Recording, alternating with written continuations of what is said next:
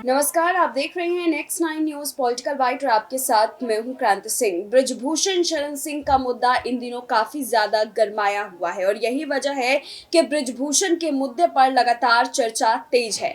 एक के बाद एक बड़ा खुलासा हो रहा है कि क्या ब्रिजभूषण शरण सिंह ने पहलवानों के साथ जो है कोई दुष्व्यवहार किया है, क्या पहलवानों के साथ कोई ऐसी हरकत की है जिसकी वजह से आज पहलवान जो है जंतर मंतर पर धरना प्रदर्शन करने को मजबूर है।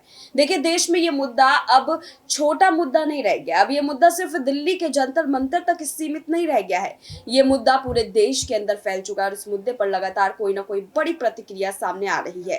अब अपने ऊपर लग रहे आरोपों को खारिज करते हुए ब्रिजभूषण शरण सिंह ने एक ऐसा बयान दे दिया है जो पहलवानों के लिए बड़े झटके के रूप में देखा जा रहा है।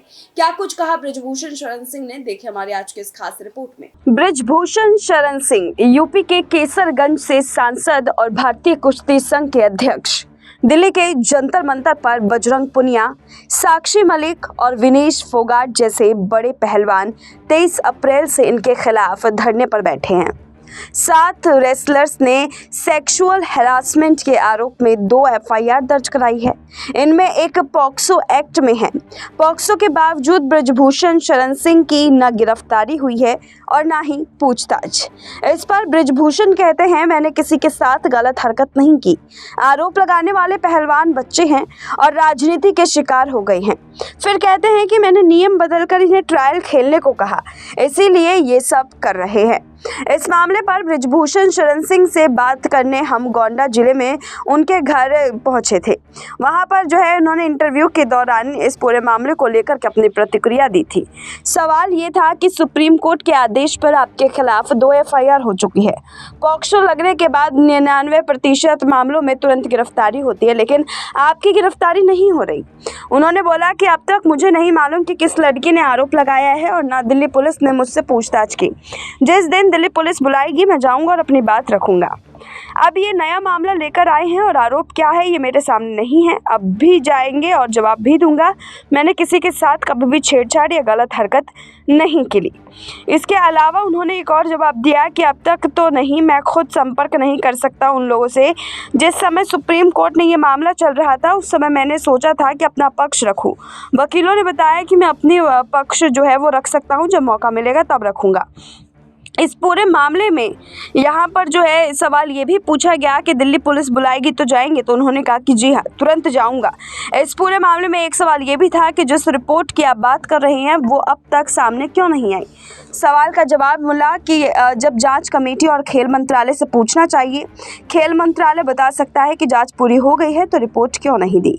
इसके अलावा ये पूछा कि क्या बीजेपी की टॉप लीडरशिप ने इस विवाद पर आपसे कोई बात की है।